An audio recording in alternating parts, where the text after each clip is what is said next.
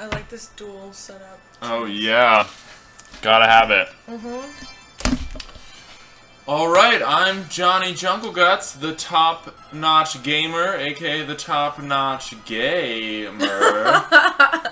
And today on Let's Gay, I'm here with Deanna Uribe. Thanks so much for coming on the show. Thank you. This is great. It's really fun already. What have you been up to today? Today's been really nice. I didn't have to work, which was great. And then today, whoa. I know, it's a lot to take in. Yeah, this is... It's, there's like a pit bull. Yeah, there's a lot... With some pyramid-studded collars and some flying... Just some guard dogs. Yeah, you know? that looks great. I feel bad to fight Are you the killing monsters. them? I mean, I don't really know. They disappear. They're gone now. They disappear, Yeah, and I they're don't gone. really know what happens to And them. everyone's jumping. They're so happy. Oh, but today was crazy because I worked... Oh, you look great just walking around. I was working on a resume for a really long time. And working on job stuff, which was exactly what I didn't want to bring up. But that's what I did. So anyways, but scrapping that. Scrap that? Yeah, that's scrapped. Who cares about our careers? Yeah, careers we're just talking about what's good. What's good, and what's good is... Apart from... Your poetry. Thank you. Yeah, I was going to keep talking about this game. Oh yeah, we could get into that for a second. You got it. Man, this is going down right here. Yes. This looks... Okay, tell me if I'm wrong here, but this reminds me of Zelda a little bit right now. Yes, it's a Super Nintendo. It was originally on Super Nintendo, and this is just the latest port of it for Steam, but yes, that's a very relevant reference because it was originally on the system that you probably played Zelda on. Yeah, if I had to go out on a limb here. Yeah. Nintendo? What? Nintendo, yeah, Super Nintendo. What, did you play any video games as a kid? As a kid, yeah, I played video games a lot with my brothers and my sister. But my brother was really good, and he would get really competitive, so he kind of was like the one that, like, when we couldn't beat a level or something, he would just kind of take it away and finish all the games and stuff. But when we all play, we did a lot of games where we could all play, too. Oh, those are the best. Yeah, like 4 people games. And those are the best, like for Nintendo 64 maybe? Yeah, like Bond, like where just like slap mode. Slappers only. Yeah. Slappers only in the bunker. Yeah, in the bunker and like it's like Clue almost or something. The thing about the slappers only was that the women would make a noise that was like, but then the guys would make a noise that was really bizarre. They would just go... Like, they're, like, kind of rushing around, like... I don't know what they And then there was doing. the knives, and you would see the knife just, like... Oh, yeah. Ooh, that was Did that game have an end? I don't even remember, like, how those kind of games There was a story mode, and you know what? I just the other day was watching GoldenEye, not to really watch GoldenEye especially, but more because I wanted to see what levels, like, what translated from the video game into the... Into the movie? Yeah, into the movie. Did it? Was there? Yeah, the funny thing about GoldenEye, yeah, there was a lot of scenes where they sort of expanded the whole scene to make a full level. The thing about GoldenEye that's interesting to me is that they sort of made more money off the game than they did the movie. Like any movie, probably. Which was a big watershed event for the whole people taking video games sort of more seriously. I guess it's an industry, which who really cares about that? But what was the last Bond game though? Like was it Nintendo 64? They had. I don't know if they did games for like any of those Skyfall movies. They definitely did one. They definitely did one for the Denise Richards Bond effort. I remember. Right. I remember that game was funny because there was a level where you had to be sneaky and like not pull out your gun. But then, if you press the wrong button, you would just accidentally... Your gun comes out? Pull out your gun. Yeah. Which is so unrealistic. Yeah. What situation would that really happen? Right, You're just like, sorry, I didn't mean to do that. Yeah. Just pull out that gun. Stealth, some kind of stealth mode. Yeah. So yeah. GoldenEye. Bond Girls. Bond Girls. There should be like a Bond Girls game. There should be. You know what there is? There's a comic book called... Oh, I don't remember, but it's about that sort of. It's about the secretary, James Bond's secretary, Moneypenny, and it's What a good name. She really is secretly doing all the work, but I can't remember the name of it. That's like the truest story ever told. It's probably pretty true. Oh my gosh. Are you on a ship right here? Yes, airships are a big component of Final Fantasy. You fly around on airships. It looks great. It's pretty exciting. But is that like a teleportation taking you to where, like, it's the next zone kind of right now? Sort of. It's sort of just taking us into the battle mode of the game, which is kind of like strategy-based, I guess is the best way you could describe it. It's not like... My small motor skills are not very important. I just have to know what the best... Like, for example, these robots we're fighting, I know are weak to thunder. So I have to use the thunder attack against them. To get them out of the picture. Are you all these people in the middle? Or? I am all these people. I'm all the people in the middle.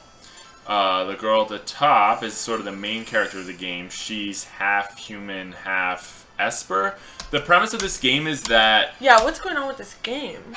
Is that like a horrible question? No, it's a great question. The premise of the game is that the government is capturing magical creatures and reverse engineering them to make weapons. And we are part of a resistance movement to stop that from happening. So...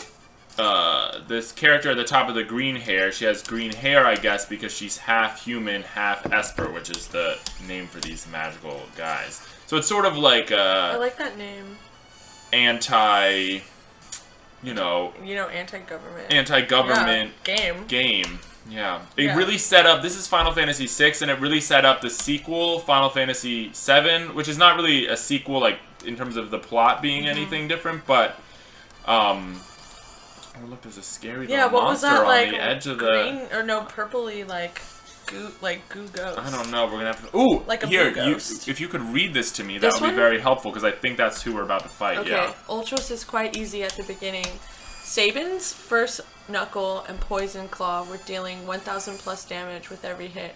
Before you know it, he will summon his friend Coupon. It's a pretty good name. Into the battle. Just keep attacking Ultros. Look, he's creeping in here. Oh, there That's he is at the scary. bottom, yeah. When Ultros is destroyed, you'll need to target Coupon. At the point after taking enough damage, he uses Sneeze to knock you out of the battle.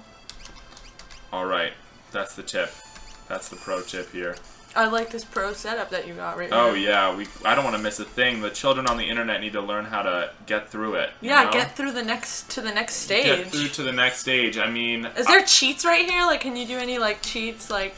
Yeah, there's weird little tricks. Like, there's one level where there's an insane. You have to fight a train essentially. Is the boss? It's like an evil zombie train. Runaway train. A runaway train. But there are special items in this game that bring you back to life. And so the trick is to use that item on the zombie train, because it's a zombie, that actually kills him in one hit. Whoa. So that's like a funny trick of this game. Yeah. Okay, so now we're fighting... skip to the... Fighting a octopus in... An octopus with green teeth? With green teeth. So you grew up where? I grew up in Alhambra. Where were you playing GoldenEye? In Alhambra? Yeah, we were playing... Yeah, that's where it was going down, in Alhambra. We lived all around different parts of Alhambra, kind of like... I don't really think of Alhambra like northeast, southwest, but in terms of where we lived at that point, we were living kind of in the northern part of Alhambra, right next to San Gabriel and San Marino. Actually, more close to San Marino. But at some points, we lived in the more southern parts of Alhambra, which are closer to Monterey Park. And right now I'm kind of, I guess, west Alhambra, closer to El Sereno. But I love Alhambra. For a long time I really hated it because it's really suburban. It's where I grew up. It's where my mom grew up, and that kind of lineage of being so tied to a city kind of really freaked me out for a long time. But it wasn't until I actually started traveling a little bit more and would come home that I started to really like the city of Alhambra, and I kind of feel like one of its big local kind of representatives for my city. Yeah. Which I've never taken pride in. I mean, I've taken pride in LA or stuff like that, but never just Alhambra specifically. Whereas now it's I intend to just like probably live there for like as long as I can, unless I move to like the beach or something. And you've always lived there? I lived there except for when I went to college. I went to Santa Cruz for a little bit when I went to school up there. But other than that, I've always lived in Alhambra. And South Pass, I lived there for a little bit. But those are, like, kind of... Like, I consider, like, Alhambra, like, my home for sure. Sure. Yeah. Yeah, it's interesting. I think I've only been over there. I was teaching at a school over there. Oh, really? Do you remember the name, or...? Charter school? It was a charter school. Yeah, because there's a lot of public schools, but... I can't remember now. Now I can't remember. But it was a charter school, and I remember one day a little boy came up to me and he said, "Timmy, grab my butthole." Oh, no. Like, another little boy in the class. And I was like, how do you even grab a butthole? That was the thing. And they just did not understand they were in trouble. Like, I took them to the principal's office. You got them both in there for it, right? Not just because the other one was saying curse words. Oh, okay. And so... Yeah, take them straight to the top. Don't let... Right. And so I just thought, all right, it's time to... Yeah. To take him to the principal's office, but they just did not get it. They just did not see even that was a serious issue. Did you ever get taken to the principal's office as a kid? I never got taken to the principal's office. I think if that would have happened, I probably would have like died. Like I was so obedient, and to this day, I don't think I can handle any situation like that. It just like freaks me out. Yeah. Also, I mean, maybe it's just like. I'm all for, like, disruptive behavior and things like that, but I don't know, sometimes in a structured setting, I just follow it. I don't know. Like, it's natural for me to just, even if I hate it, like, I got in trouble for, like, really nerdy things, like reading in class. Like, reading my own shit that I wanted to read in class. That's, like, what the kind of shit I would get in trouble for. And then, like, I don't know, were these kids, like, pretty young? Like... Oh, yeah. Yeah, like, when I was young, no way. I just, like, would probably kick the person next to me, like, under the chair or something. We never, like, got in serious trouble. Yeah. Did you ever get taken to... No, never. I was the total, like... I don't know, like, just had to be the most beloved child in school. Yeah, like, why would you want to get in trouble? Like, exactly. I don't know. That's just, like, getting in trouble... To me, it's scary. I don't know. So you get in trouble for reading? Yeah, I would get in trouble for reading other people's stuff. That was actually more so like later on, like in high school. I had like a really, really like I was really devoted to reading pretty much stuff that I couldn't understand, but I wanted to. So I would read, like what? I would read like Chomsky, and I would read like Marx, and just that like that's what I would try to read, and that like. I think I probably understood the general, subject matter and stuff, but I would look a lot of stuff up. I would look up a lot of stuff up and write like down definitions to things I didn't understand, and that's what I was doing in class. So it was like, I mean, everything I was learning in class was already like really like stupid to me because I just went to public school and like it was not very. Like, I never was in, like, honors or special classes. I would just take regular classes. And I don't know if you're familiar with Alhambra High School, but it looks like a prison. Yeah. It's, like, really, really a fucked up place. Oh, God. Like, and it's right across the street from the police station. It's gated on every side. Oh, my gosh. And I drive by there a lot still, and it looks the same. It has not been updated in a really long time. And just the location of it, the police station being, like, always in sight... it's very different from like South Pasadena High School, which I also went to, and is just like a bubble of like peace and sort of. Oh, like, yeah, it is. Yeah, I mean, I think they've had their fair share of like I don't know. I think they had some stuff go down there in the past with like students like with threats or stuff like this, but bomb threats, stuff like that, or like I think a couple years ago there was like a kid with like guns that like had threats against people in the school or something like that, but. Yeah. I mean, like, the South Pass and Alhambra lifestyles are, like, very different. The South Pasadena High School is, like, 1,000 kids or so, and then Alhambra High School is really big. There's probably, like, 4,000 kids there. Wow. So it's just, like, a sea of, like, when I was in high school, it was, like, really kind of amazing. I don't know if high school's still like this, but there was, like, every kind of sector or style of kid. There was, like... a couple skinhead girls. There was, like, a couple crusty girls. There was, like, the goth kids. There was every, like, genre of anything was, like, really represented. And I'm wondering now if in high school if it's like that. Sure. I don't really know what kind of, like, subsectors or subgroups that kids are into.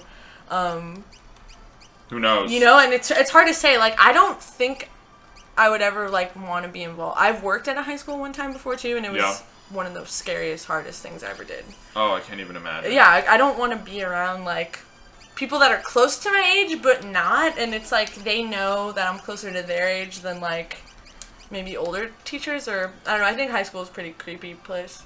Yeah, it can be stressful. It's too sexual, like, all those kids are just, like, really hot, and then the teachers, it's just, like, too much of a sexy place. Like, it shouldn't be so sexy for, like... Oh my gosh. That's what I think. So I can't teach in high school. It's too much. Did you have a boyfriend in high school?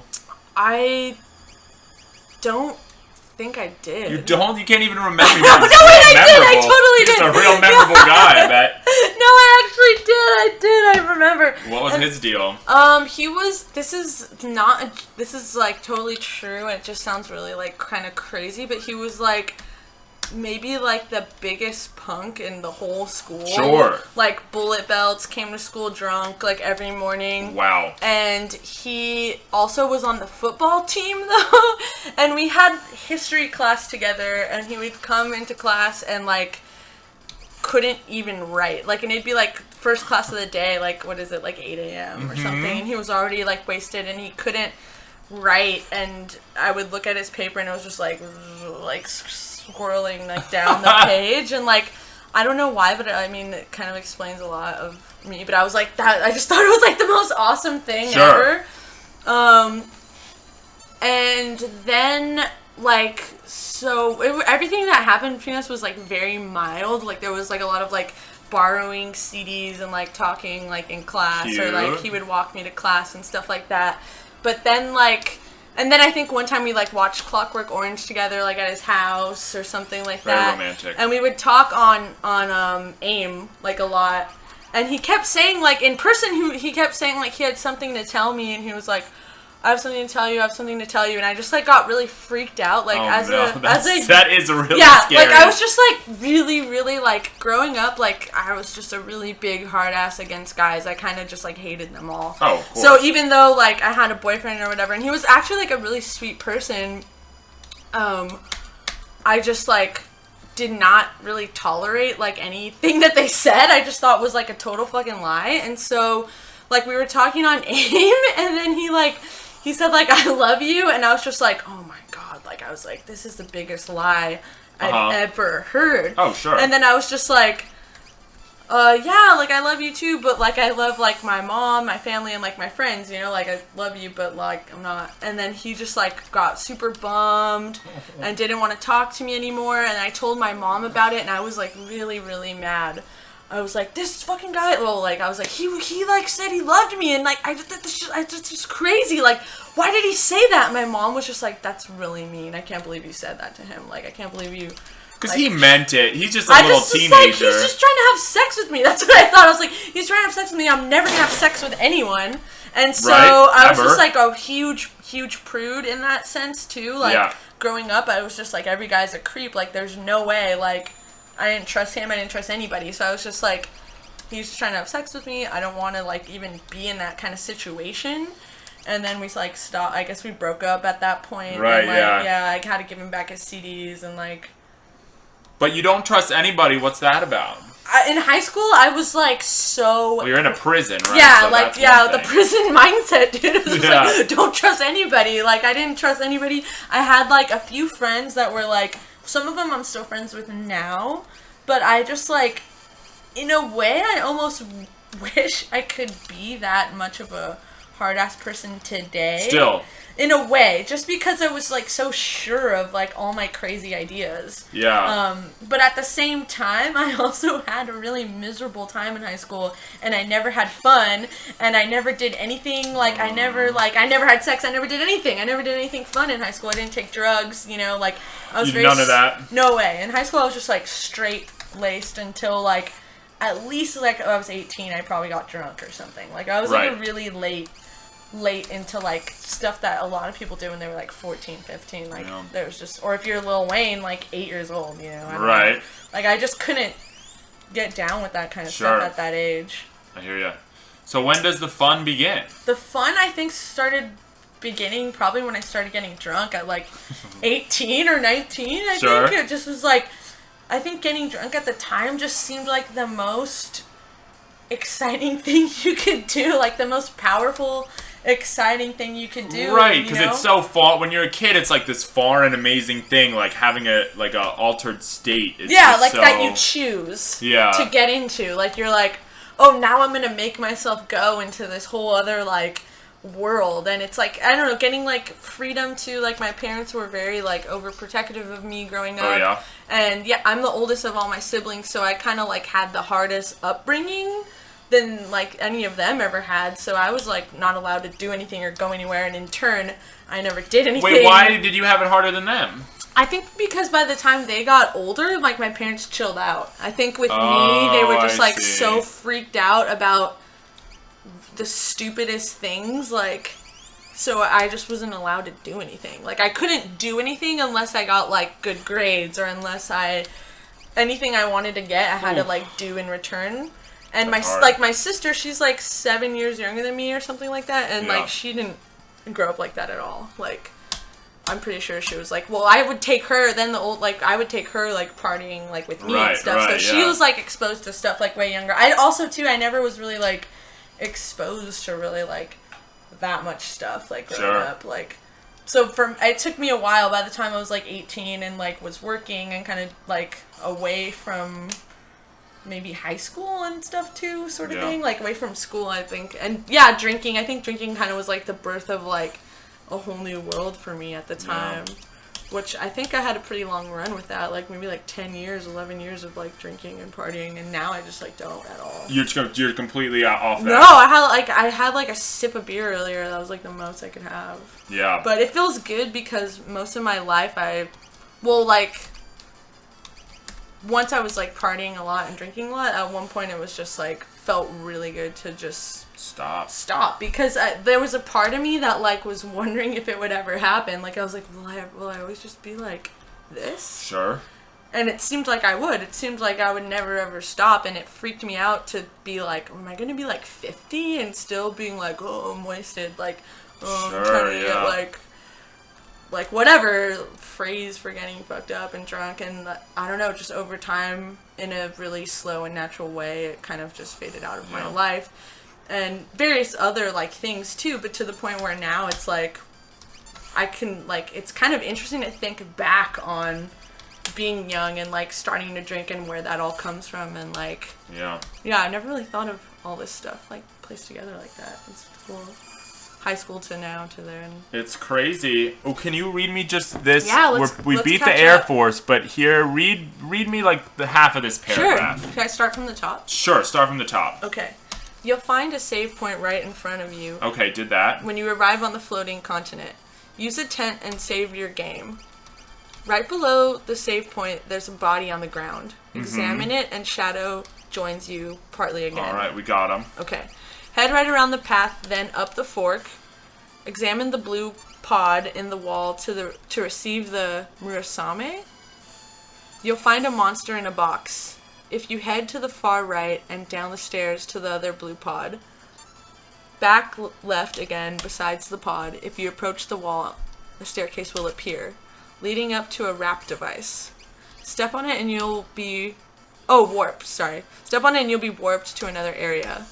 Go down and left, and then... go down and left, then down the steps. On your right is a switch to press. Alright. Is that where you're at? That's about... Or is that coming up? It's coming up. So, when did you get into punk music? I got into punk music in high school, like, which I think was, like, a huge blessing and also contributed to, like, me being so insane. Yeah. But because I was so insane, I think I kind of needed that music to really, like, explain the way that I felt. And I just, like, I mean, actually the first punk band I listened to was the Misfits in 8th grade. Right. And it was, like, the weirdest music I had ever heard in my life. And I remember talking to my friend on the phone, and just like I remember being like, I don't know, man, like his voice kind of sounds like Elvis or something, but he's like singing about like Halloween. It's just like weird. And like the cover was like, it was the Collection 2 cover where it's like this Crimson Ghost, but the more like vivid, like the picture looking one, like not a drawing. Yeah. And I could not figure it out. It was like one of the first times I was just like really perplexed, and it was also like the most punk music I'd ever heard in my life up to that point, like listening to like, you know, shit on K-Rock, like Incubus and Korn and stuff like that. Oh, yeah. And so when I heard the Misfits, I was just like, this is nuts. And then thank God for that, because it kind of started me off on getting into every other kind of music, like, along the way. Which I think is kind of pivotal. Like, if that doesn't happen to you, like, in high school, I don't know. I mean, maybe then you're actually having sex and having fun. Like, where it's like, or maybe you're doing it all. Yeah. Maybe you're, like, a punk and you're having sex and you're having fun and you're, like, I mean, there were definitely people like that, you know, and I admired them for that, too. But at least I had the musical sense. Right. Kind of. And that kind of took me pretty far. And when did you first start going to shows? Around probably that same time. Like, it was, like, I think, like, 9th grade, there would be shows at, like, Ultrazone in Alhambra.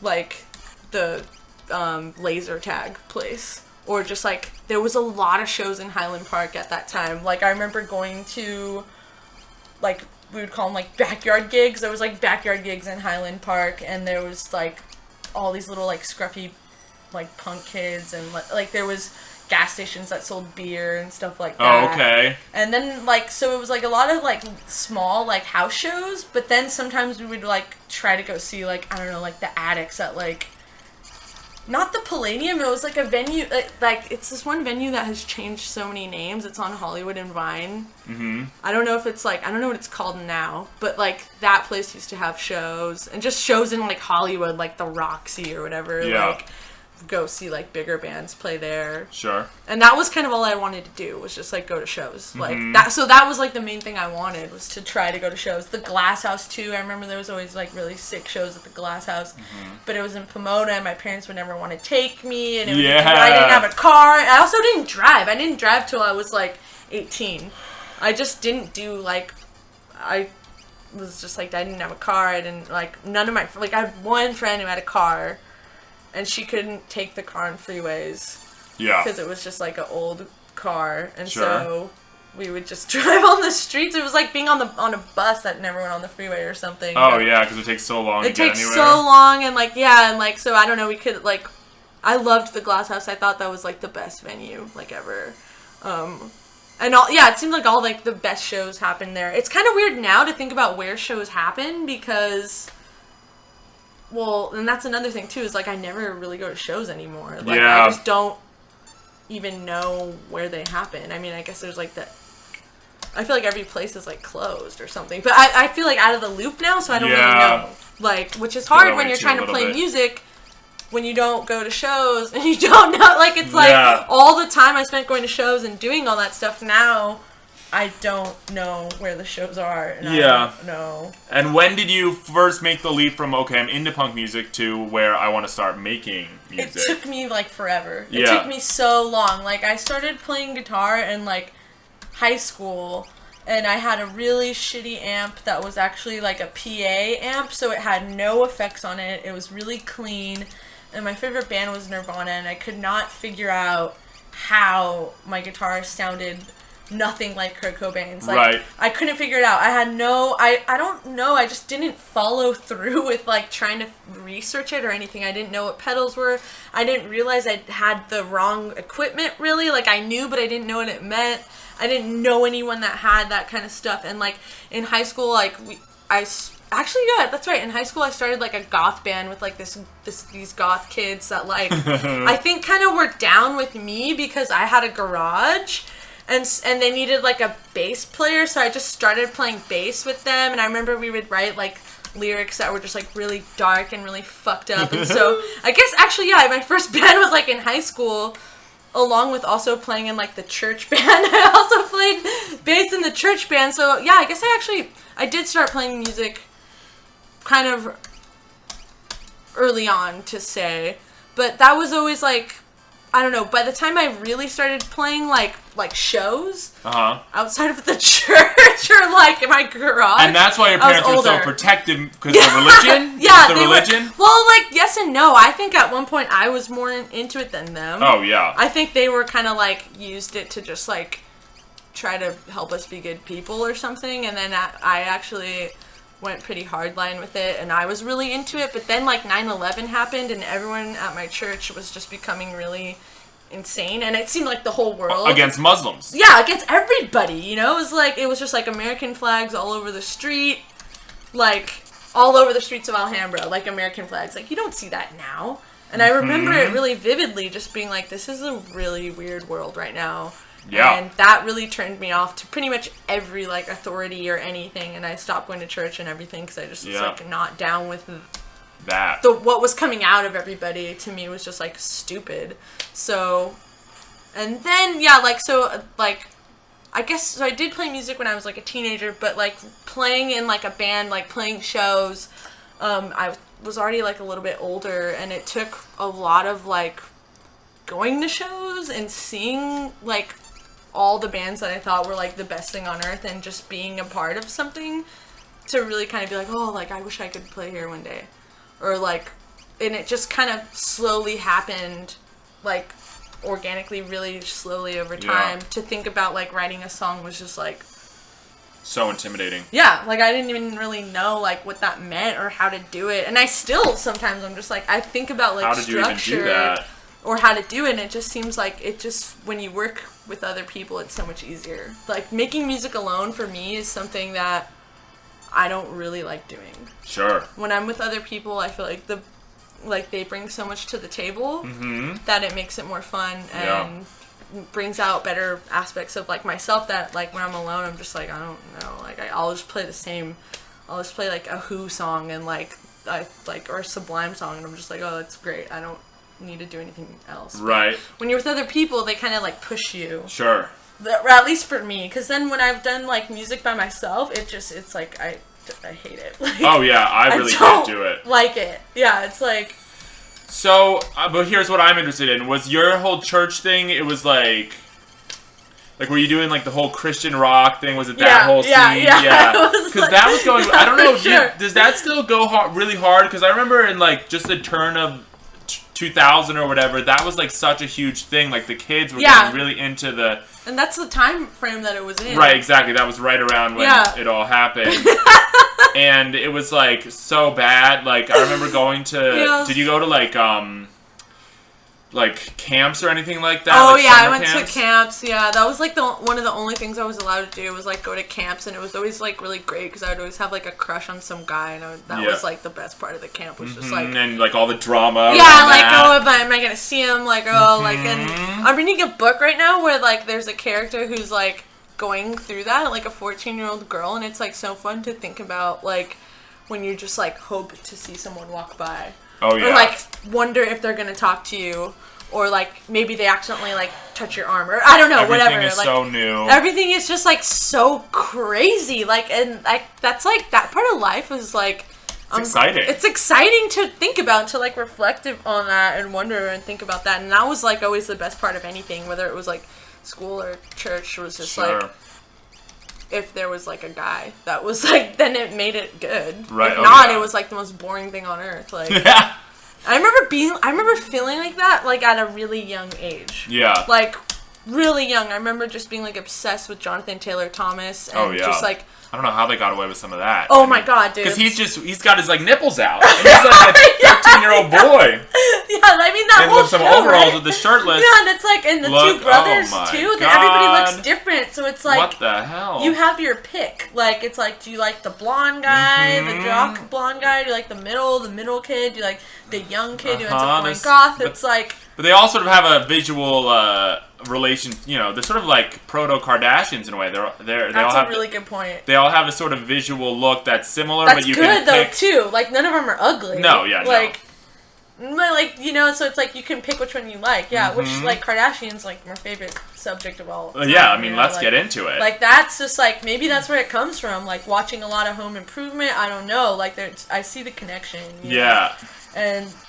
Because I feel like the Kardashians, they have the I don't know. I think for the guys, well, first of all, I think mostly women watch the Kardashian shows. I don't think it's... I think you're probably right about that, yeah. I don't think it's... I don't think guys really... Certain guys will keep up with it, but it's like, I don't know, like, is a guy alone gonna watch that? Like, yeah, I mean, they'll look at, like...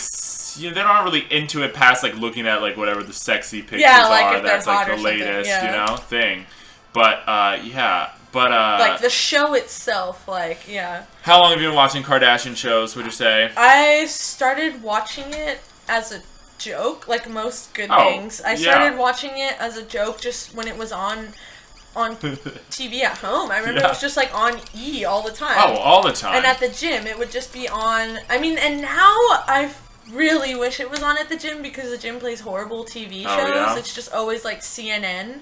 Like, on CNN and then, like, sports, and I'm, like, kind of want to complain to them to put at least, like, one of the TVs on E, because, so I would, like, see it at the gym, I'd watch it at home, and I was, like, bored, and I just, over time, very slowly got me too. Very obsessed with it, to the point where, like, now it's, like, if they don't have another season, I don't know, like... What's gonna happen? I made an art piece that was... Kim Kardashian, and then a picture of a next to a picture of a gibbon, which is a lesser ape. I really I know about the gibbons. Yeah, the Gibbon Center, where I used to volunteer, and it was like a greater than sign was towards the gibbon, away from Kim Kardashian. And now I would totally put an equal sign because I don't have any hate in my heart. Because they're a funny family. They're a funny family. A wonderful family. Yeah. Like, I mean, the thing is they are about family. Oh, yeah. And I'm a family person. Like, I love my family. I'm close to them. I live with my family right now. And I think that there's not very many, like, or, okay, maybe there are a lot of representations of family in the world, but their family is together and tight in this way that, like, you don't see really that much. Like, you see it in, like, your own lives or your friends' lives, but, like, to see it in a cultural, like, iconic way like that, it's like they just have each other's back so strongly. And, so strongly. And they just, Khloe's just so funny. Yeah. Scott Disick, bless him, he's pretty funny too. Dude, he's like... I don't know what's going on with him right now, but he's so funny. I think that okay, let me tell you what I think about him. Okay. I think that Scott Disick takes the fall for a lot of the more, like, dark, fucked up stuff on that show. Yeah. I think that he's the one who, like, they'll show him saying really, like, horrible things, really, like, pompous things, being really wasted, like... pouring a bottle of champagne on Kris Jenner's head, like, accidentally hitting somebody, like, saying sorry, then starts shoving dollar bills in a guy's mouth. Right, really crazy one. Like, he's that one. Yeah. And I'm positive that they all do all that same stuff, but they don't show Kim doing that. Yeah. They don't show any of them behaving in that way, even though I know that they do, because everybody, that's the thing, is like, all to me, families are that dramatic, I think. I totally agree, and I think all families have that person, and I think everybody as a person has a little bit of that Scott Disick characteristics inside them. When you're too wasted, when you're, like, just being crazy, like, that's relatable, and I think he kind of is that person, and I don't know if maybe he was that person so much that it just, like, consumed him. Yeah. I think. Like, I think Scott is actually a really, like, tripped out, interesting person. Yeah. He gets a lot of hate. Like, if you ever look at his Twitter or his IG, the comments it's are just, bad. like, it's so bad. It's so bad. And you're reading it, and you're just like, everyone's like, go home to your family and blah, blah, blah, blah, blah, because he's, like, always in Vegas. He's right, like, he's doing crazy things, like, not being with his family, not partying, and so, but in a way, it's, like, I kind of, like, I mean, he is in that show really early on. From the first episode. The first... I think the first episode drama is that Kris finds out that she thinks that he cheated on Kourtney, I think, is the very first thing that happens. If that is the first episode, like, there you have it. Like, he's been through everything with that family, just as much as they've been there for him, and so, I don't know, I think he's, like, kind of a crucial part to it, and, I mean, in the recent episodes, they kind of, like, bring him in this really, like, it's always really cryptic, like these phone calls where it sounds like he's suicidal and things like this. And it's just like, it's really like, dude, he's been a part of it, like, the whole since time. the whole time, so. And then, what do you think about this whole situation with Rob and Black China? Oh my god, okay, so I first thought it was a joke.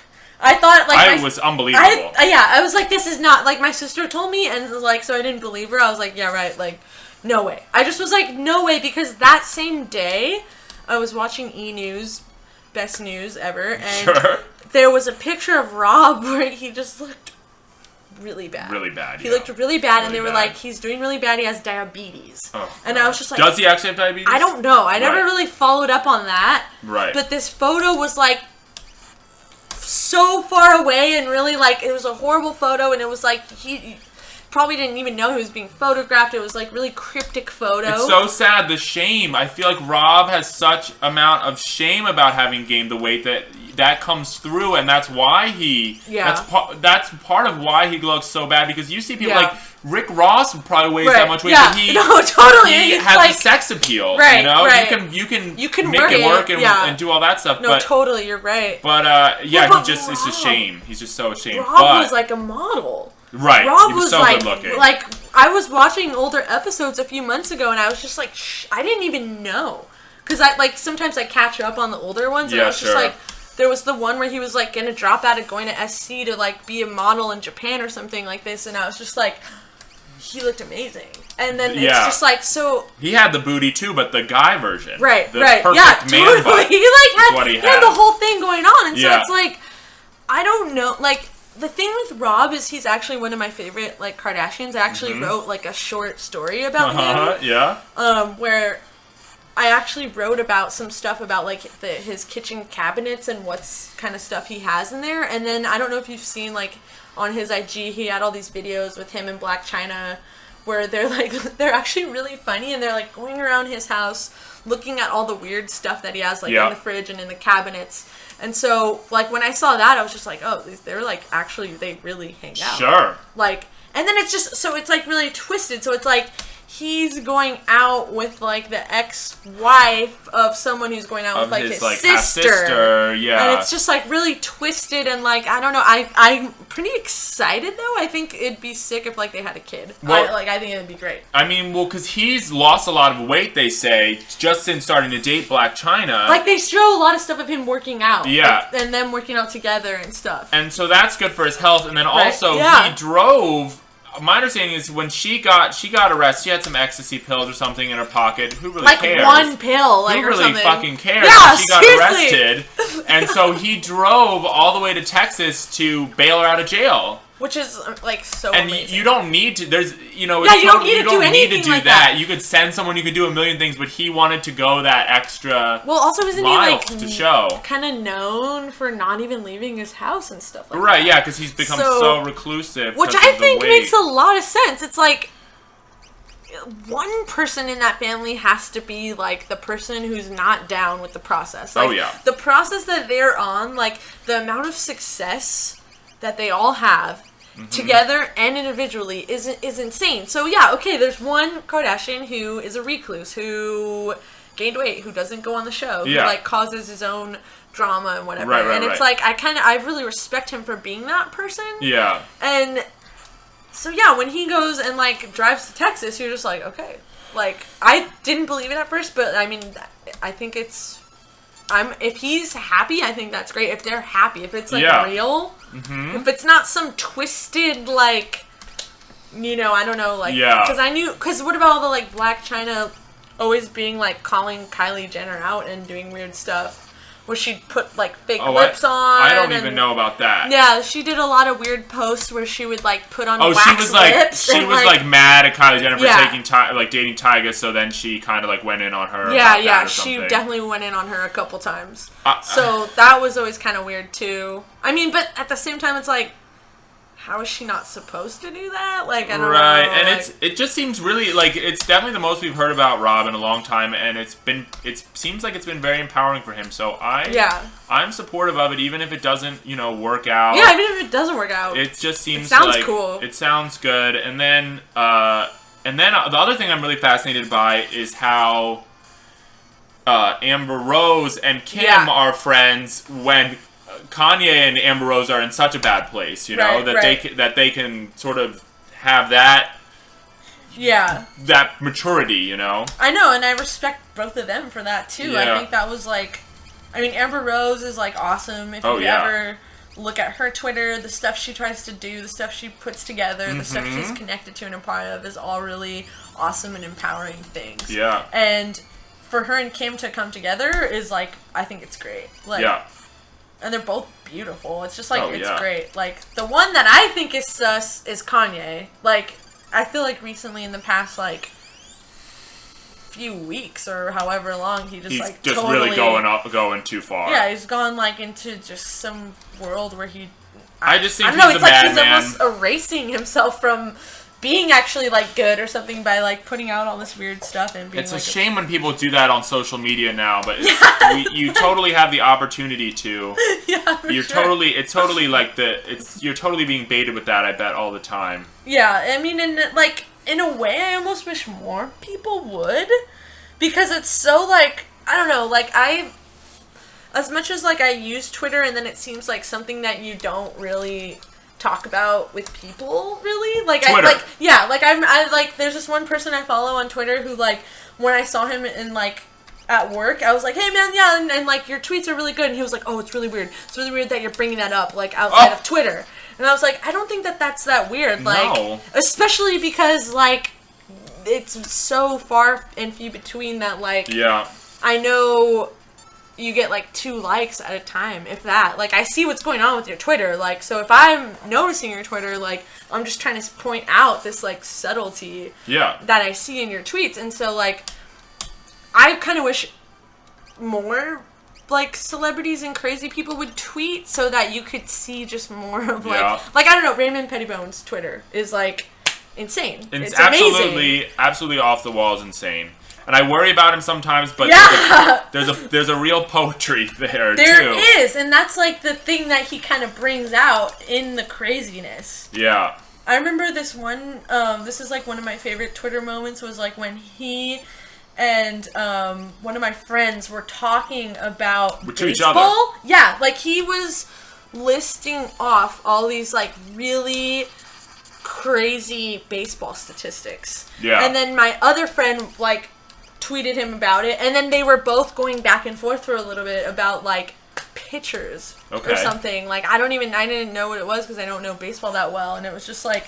And then actually recently he tweeted me like last week or something. Mm-hmm. I retweeted 102.3 KJLH has like a really great radio station, favorite radio station in LA. So they have a Twitter and they were posting What's the genre of that radio station for people who may not be in LA? It's like the blackest radio station in LA as far as I know. Like it's just like on every level. Like it's Steve Harvey's like radio show in the morning. The morning show is the Steve Harvey show. Mm-hmm. It's off the fucking hook. It's so empowering and inspiring, and it's just like every kind of music, whether they're playing like Kendrick or Funkadelic.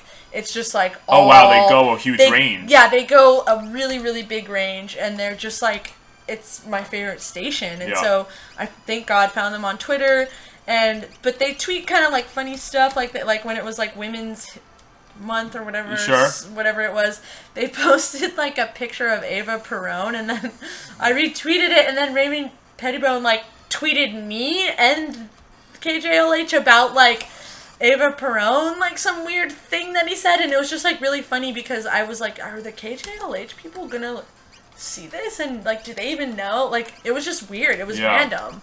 So, I like him for that. I feel like he's, like, any person that's just, like, up late and tweeting or looking around. Like, he follows a lot of people back. And he followed me back. I can't believe it. And it's, like, I feel like that's a really cool kind of Twitter person. Someone that, like, will follow people back, will tweet them, will say whatever they want at whatever time.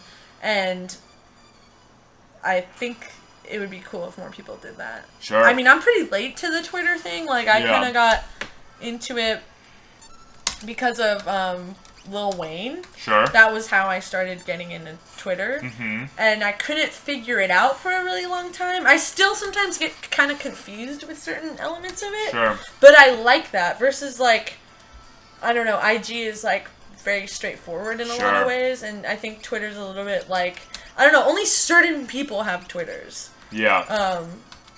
I actually kind of keep my Twitter, like, secret a lot of times because I don't really want, like, the people that are on IG, I don't want them to find me on Twitter. Because I feel like the Twitter world is, like, very separate to me. Mm-hmm. Like, IG, like, people from my work and stuff follow me on IG and, like, Sure. It's, like, Twitter, I feel like, for me is, like, actually a lot of times where I'm just, like, that's, like, a free space, is Twitter. And has it affected your writing at all, your poetry and stuff? I think so, yeah. I, like, take a lot of stuff from my tweets and, like, put it, rework it into the things that I write, or vice versa. Like, if I write something down, sometimes I'll tweet that. Sure. Yeah. And what's your latest writing project? My latest writing project is, I'm actually working on something that is about writing. So I'm working on, like, a character who talks about writing. And that hasn't come out yet, but I'm working on it. But I do have something that came out, it came out a couple months ago. My friend Susie put it out, and it's called Lick a Pill. Mm-hmm. And it's, like, a bunch of poems that I wrote about a year ago, around the time that my mom's friend died.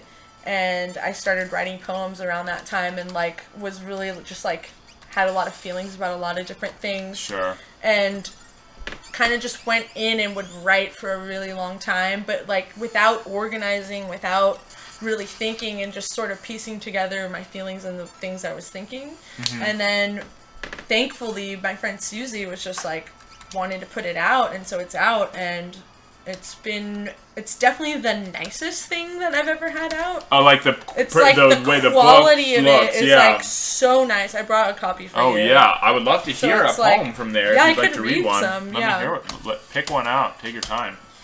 Yeah, I'll read some parts of it. Let's see. And I like it too because there's a range of, like, funny and mellow things to also, like, sort of sad and more personal things. But let's see where we can start. Where is there a world for me inside yours? The symphony is similar to Why I Don't Leave the City.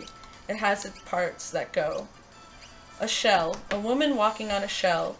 She used to sleep in a fountain with pennies all over her face. As a flower in your hands, the saint who sleeps all day. I have found it all in your mouth, being a part of the earth where the sun shines on you. It was like they knew me, so I talked about you, like only someone's secret I knew. I planned to stay up late, writing to you, but now it's just about you. I froze, I didn't know, I hardly noticed where I begin. And now, it's sometimes months, and I'm supposed to know, and I'm supposed to know, and I'm supposed to know. And then there's a really short one. Is the chapel. That's one, yeah. Is the chapel. Is the chapel. And then there's this little one I found right here, which I really like. I kneel to butterflies that kiss me on the mountain. Which is a true story. Oh, yeah? Yeah. Sounds like a Dolly Parton lyric. Yeah, dude, that's a great... She's all about butterflies and mountain. It's like distilled Dolly Parton. That's beautiful. It was like... There was, like, a point in time where I would go to Griffith Park by myself, and I would just really need to be, like, in a space like that, and it's really easy to forget, like, all the nature that's around us. Whether you go to Griffith Park, or you drive up the 2, or you just even go outside, it's just, like, it is there. And, like, yeah, I was just, like, doing some probably, like, weird walk or kind of just trying to go in with, like, whatever things I was thinking about. Sure. And these butterflies were just, like, kind of gathering in front of me. What color? They were, like, light white, powdery blue. Like, a really sweet, soft color. And, really like, pretty. little, pretty, tiny ones. It was, like, a classic moment. I was like, I have to immortalize this because this is, like, too fucking classic. Like...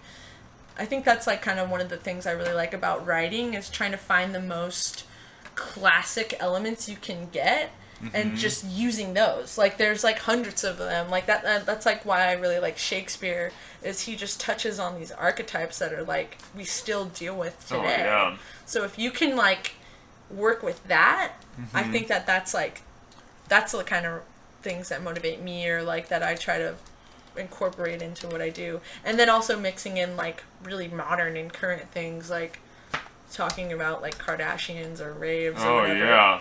Kardashians is like a top reference. Oh yeah, it's big. Yeah. What do you think is the most recurring subject matter in your work, in your writing? It's probably has to do, I think there's probably nature is reoccurring, and then like love, and also I think religious elements, religious themes, religious topics, elements, imagery. I started to realize recently that pops up a lot. Sure.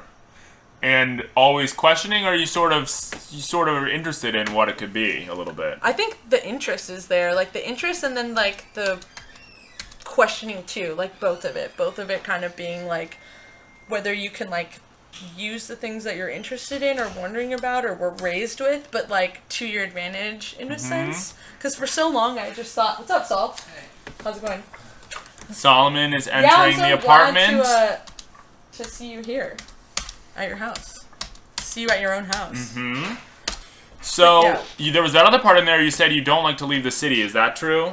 You really like to stay in LA and the area? I just like being in LA a lot. Like, I have left the city, and it's usually more challenging than I would think. Yeah. Like, I went overseas, and it was so hard. It was, like, one of the hardest experiences of my life, which sounds maybe crazy. Like, no, I believe it. You know, like, oh, like, you go on a trip, like, you should have, like... It's one of those things, too, where it has that thing where it's like, oh, it should be great. And then it's not. Like, I feel like that I kind of relate to things like that, where it's like, oh, well, now that you have this, everything's great, and you're on your big trip, and then it was like, yeah, I was on the trip, but it was actually really, really hard. I felt Where were you? super alone. I was in Italy. Oh, wow. I was in Italy for 2 weeks by myself, and it's like, okay, yeah, that sounds really great. And actually now it, was pretty great, but at the time it was... But it's, I don't know, I mean, it's, if there's a language barrier, and there's a lot of... Cultural differences can be so... You don't even realize how much they affect you till you really are experiencing them. The weirdest thing that was going down for me was that I was very, like... wanting to approach things in an American way. And I've never been like that. Like, I've always been like, this country's fucked up, whatever, stuff like that. And then when I was there, I was just like, this country's fucked up. They need to get their shit together. They're unorganized. Yeah, I was like, these people are unorganized. There's traffic that doesn't make sense. There's no route. Like, I was just like becoming very, very like, almost like this Republican conservative freak over there, because I was so like out of my element that the only things that made sense to me were like everything I was used to, which was nothing there. Like I was used to nothing. So in my head I was just like, wow, like I can't believe that. I couldn't believe, and Italy's not like, I mean, it's like still pretty like, I don't know, it's not that extremely different.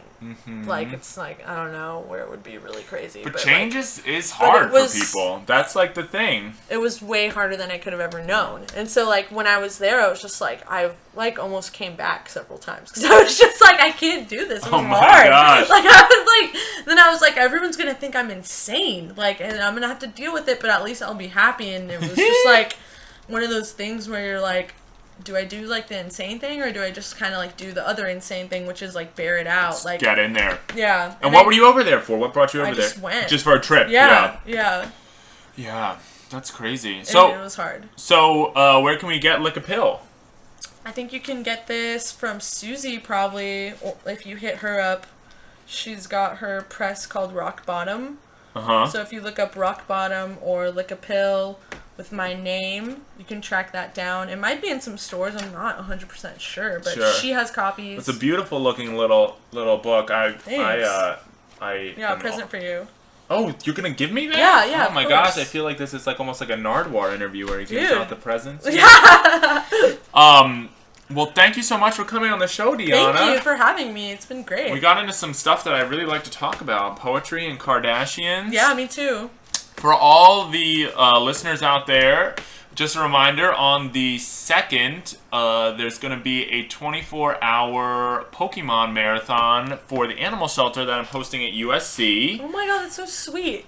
Yes, the idea is that Pokemon, you're going to experience digital wilderness to help animals in real life. I love that so much. I love all your events too, by the way. Oh, and thank everything you. that you do. I'm a huge fan. Well, it's going to be fun, and it's for a great cause, and if you want to learn more about it, email me at johnnyjungleguts@gmail.com. And let's plug a little. What's your Twitter? Oh yeah, let's plug. Okay. My Twitter is, what even is it? Crushing the Sun. Crushing the Sun. @Crushing the Sun. And then my IG is anyone to drink. Mm-hmm. Both very incredible. Two of the most poetic Instagram and Twitter handles I've ever encountered. Thank you. That's really, really nice. I really believe that. I really thought. I love your Twitter. I don't know if you guys know, but his Twitter is fucking off the hook. I love it so much. Top notch gamer. Yeah. And anything else we should know about coming up? Any bands, concerts, shows? We want to play shows. VIP, my band, with my 2 greatest friends. We want to play shows, so if anyone wants us to play shows, we're free and ready to do it. Oh, yeah. Just all right. Hit her up on Twitter. On Twitter. If Crushing you really the Sun. want to get into it, hit me up on Twitter. For your bar mitzvah, your art opening. All your events. Your little cousin's birthday party. Yep, we can do that. Hunk it up. Yeah. All right. Thanks so much for coming on the show. Thank you so much.